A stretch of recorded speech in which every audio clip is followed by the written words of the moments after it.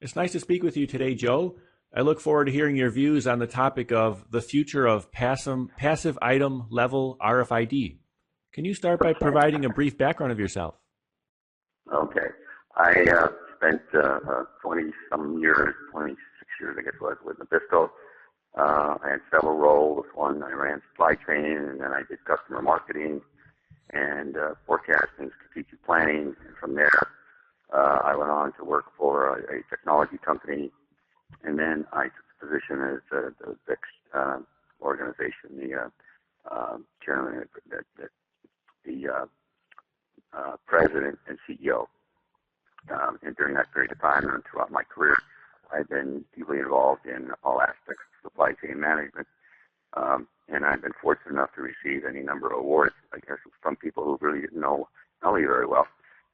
So I've got a pretty substantial amount of invested time in item level RFID. As a matter of fact, we started the research with the University of Arkansas, I guess it was roughly 6 years ago. And then we did 3 pilots with Macy's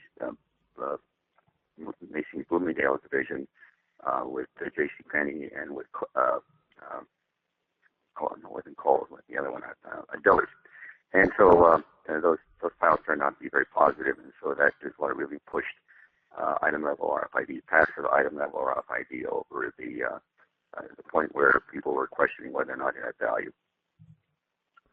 Thank you. My first question is, what is passive item level RFID?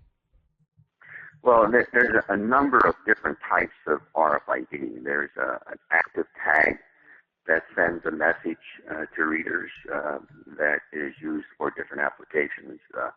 That might be in transportation or oil refineries and areas such as that. Passive level RFID is a tag that receives a message and is able to communicate then whatever product that it has been tagged with that RFID tag. And so the cost of those tags when it first got started was in the 20 cents roughly. And I think generally speaking, now again, there are some differences from time to time, but I think we're down as low as 5 to 6 cents a tag right now. Part of the pushback early on was that the expense of tags was prohibitive, but the fact is that we got a good understanding of the value of passive RFID tags on garments, but we really never did anything for the retailers. But we really never did anything on the supplier side. So we're still looking for a business case to be made for the suppliers on what they can see through the use of item level RFID in their business.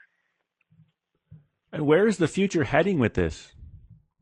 Well, I think right now, I think the last thing I saw was there's something in the range of 6 or 7 billion tags being used today, because it's just not in retail. It's being used in so many different industries around the world, but retail is a big part of that.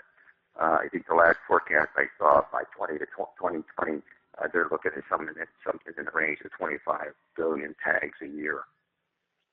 So the future is it's right in front of us, because the value that companies get out of accurate information, and while tremendous gains were made years ago with the advent of the barcode, there's drawbacks with the barcode. In other words, it needs direct line of sight. You can't have inventory that is not very accurate. For example, a retailer might, at the end of a period of, let's say, 6 months to a year, the inventory numbers could be off by as much as 2 or 3%, and that's because each month inventory deteriorates as it goes through the retailer system, because we're talking about millions and billions of cases, and so that turns out to be a pretty big hit. And so everything we do in industry today, and retail in particular, is really driven off the accuracy of inventory. So if you don't have accurate inventory, then you got to do other things like triple exponential smoothing and algorithms and what have you to get that information as close as possible. We're still dealing with incorrect information. So the future for item level RFID passive is very, very bright. And, I just need to make this point. I don't sell technology. I'm not a retailer. I'm not a wholesaler. I'm not a manufacturer.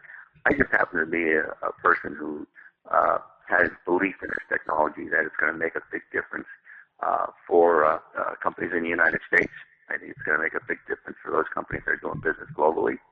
And we need to understand what that is.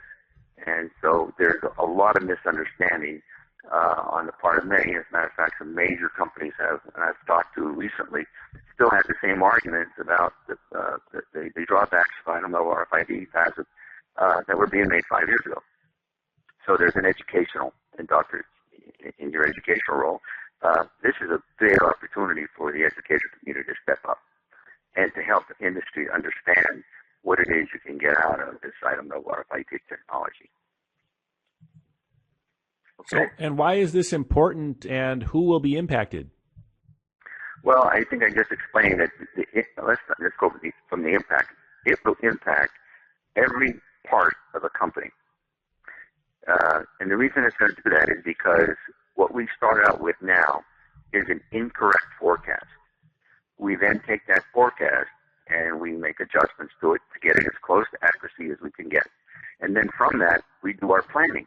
That's how we do our sales forecasting. That's how we take our information and we run it through as a manufacturer, we run it through DRP and MRP, and we work with customers to understand what their demands are and put together orders. Then it gets to the retailer, and the retailer goes through the same drill.